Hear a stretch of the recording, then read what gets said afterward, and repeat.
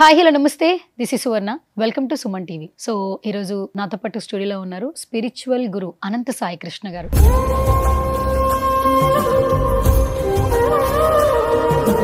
So అనంత సాయి కృష్ణ గారు విశ్వ సిద్ధాంతం గురించి చెప్పారు. కానీ ప్రతి మనిషి ఏంటంటే ఆలోచనలు అనేవి రకరకాలుగా ఉంటాయి. మీరే చెప్తూ ఉంటారు గంటకి 72,000 ఆలోచనలు చేస్తుంటాం అని అంటుంటారు. సో స్ట్రెస్లో ఉంటే ఇంకా ఎక్కువ చేస్తుంటాం. మేబీ వ్యతిరేక ఆలోచనలు 100% అందరికీ వస్తుంటాయి. మరి వ్యతిరేక ఆలోచనలు వచ్చేటప్పుడు మనం పాజిటివ్ వేలో వెళ్ళాలంటే చాలా కష్టం. మరి విశ్వానికి ఎలా దగ్గర అవుతాం? విశ్వం ఎప్పుడు కూడా పాజిటివ్ వైబ్స్ ని పంచభూతాలను అసెండ్ అవ్వమని చెప్తూ ఉంటాం. మరి వ్యతిరేక ఆలోచనలు చేసే వాళ్ళకి డబ్బు ఎందుకు వస్తుంది? వాళ్ళ లైఫ్ లో ఎందుకు సెటిల్ అవుతారు? వాళ్ళు మంచి మార్గంలోకి వెళ్ళాలంటే మీరు చెప్పే సజెషన్స్ ఏంటి? చాలా మంచి క్వశ్చన్ అండి.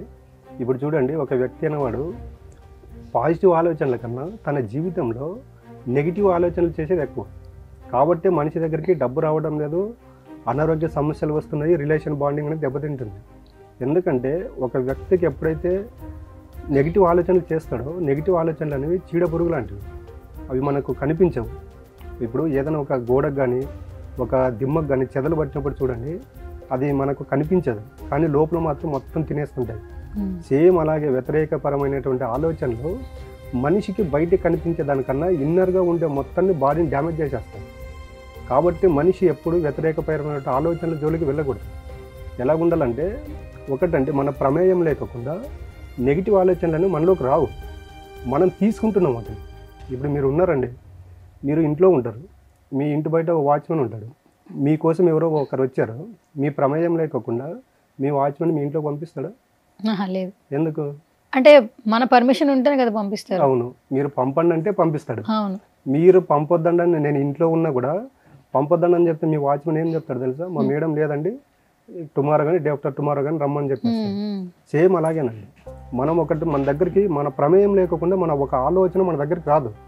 అది వచ్చినప్పుడు మనకు తెలిసిపోతుంది ఇది నెగిటివ్ ఆలోచన పాజిటివ్ ఆలోచన అనేది. నెగిటివ్ ఆలోచన వచ్చినప్పుడు పొరపాటును కూడా దాన్ని కంటిన్యూ చేయకండి. మనిషి ఎలా ఉన్నాడంటే, మనం లాస్ట్ వీడియోలో మాట్లాడుకున్నాం, ఒక నెగిటివ్ ఆలోచన స్టార్ట్ చేసామంటే ఒక 10 minutes తర్వాత స్టార్టింగ్ చేసిన ఆలోచనకు ఎండింగ్ చేసిన ఆలోచనకి సంబంధం ఉండదు. గతంలో చేసిన తప్పులన్నీ గుర్తుకొస్తాయి. అలాంటప్పుడు ఏం చేస్తాం, ఏమవుతుందంటే ఒక ఆలోచన పదే ఏదైతే చేస్తుంటామో అది సబ్కాన్షియస్ మైండ్లో స్టోర్ అవుతుంది.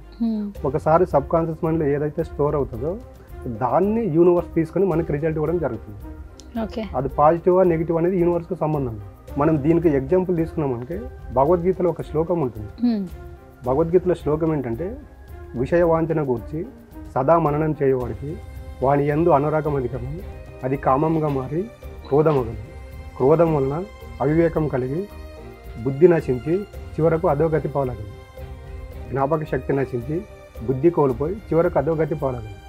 చూడండి, ఎవరికన్నా వ్యతిరేక ఆలోచనలు వచ్చే వాళ్ళకు ఈ ఒక్క శ్లోకం చదివితే చాలు ఎంత అర్థం ఉంటుందంటే, దాంట్లో విషయ వాంఛన గురించి సదా మననం చేయవాడంటే ఒక ఈ వ్యతిరేకపరమైనటువంటి ఆలోచన ఎప్పుడైతే స్టార్ట్ చేస్తామో దానికి సంబంధించిన 100 రకాల ఆలోచనలు 1000 రకాల ఆలోచనలు పుట్టుకొస్తూనే ఉంటాయి. అది లాస్ట్కి ఎక్కడ తీసుకెళ్తుందంటే మనిషిని మానసికంగా దెబ్బతీస్తుంది. ఉన్న చోట ఉన్నివ్వదు. ఎవరి దగ్గరైనా మాట్లాడితే బాడీ ప్రజెంట్ మైండ్ ఆబ్సెంట్ ఉంటుంది. లాస్ట్కి ఏమైపోతాడు అంటే, ఒక మనిషి ఫైనాన్షియల్గా దెబ్బతింటాడు, రిలేషను దెబ్బతింటుంది, తర్వాత ఆరోగ్యం కూడా దెబ్బతింటుంది. ఇవన్నీ ఎక్కడ జరుగుతుందంటే ఒక వ్యక్తి చేసే నెగిటివ్ ఆలోచనల యొక్క ప్రభావం అన్నమాట.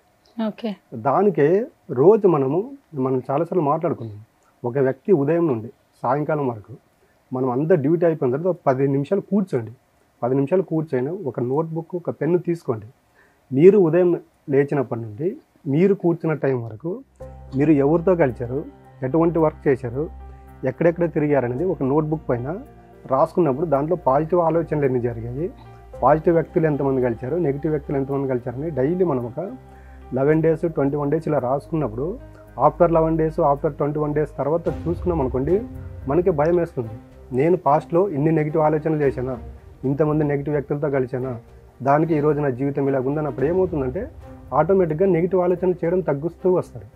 ఒక వ్యక్తి ఎప్పుడైతే నెగిటివ్ ఆలోచనలు తగ్గించుకుంటూ వచ్చాడో అప్పుడు క్రమేపీ ఏమవుతుంది, మన చుట్టూ ఒక పాజిటివ్ ఆరా అనేది క్రియేట్ అవుతుంది. ఒకసారి ఒక వ్యక్తి దగ్గర పాజిటివ్ ఆరా క్రియేట్ అయింది అనుకోండి, అప్పుడు ఏమవుతుందంటే దానికి సంబంధించిన పాజిటివ్ వ్యక్తులు మన దగ్గరికి రావడము, పాజిటివ్ వైబ్స్ మనకు క్రియేట్ కావడము, ఇవన్నీ జరుగుతుంటాయి. ఓకే. కాబట్టి ఒక వ్యక్తి ఎంతసేపు ఉన్నా కూడా మన ప్రమేయం లేకుండా మనలోకి నెగిటివ్ ఆలోచనలు రావు. కాబట్టి ఏదైనా ఒక ఆలోచనలు వచ్చినా ఫస్ట్ అక్కడే డిసైడ్ చేసుకోవాలి. ఈ ఆలోచన చేయడం వల్ల నాకు జరిగే నష్టం ఏంటి, ఈ ఆలోచనను ఇక్కడికి వదిలిపెట్టి దీనికి ఫర్దర్గా సొల్యూషన్ వైపు వెళ్తే నాకు జరిగే లాభం ఏంటని ఒకసారి ఆలోచన చేశాడు అనుకోండి, ఏ వ్యక్తి కూడా నెగిటివ్ ఆలోచనల జోలికి వెళ్ళడండి. ఓకే. ఒకవేళ వాళ్ళు కంటిన్యూగా అదే నెగిటివ్లో ఉండి ఉండి ఉండి బయటికి రాలేకపోతున్నారు అనుకోండి, మిమ్మల్ని అప్రోచ్ అయితే మీరు ఎలా బయటికి వాళ్ళని ఓవర్కమ్ చేపిస్తారు? అదే చెప్పాము కదా, మన దగ్గర 41 days అనేది ఉంటుంది.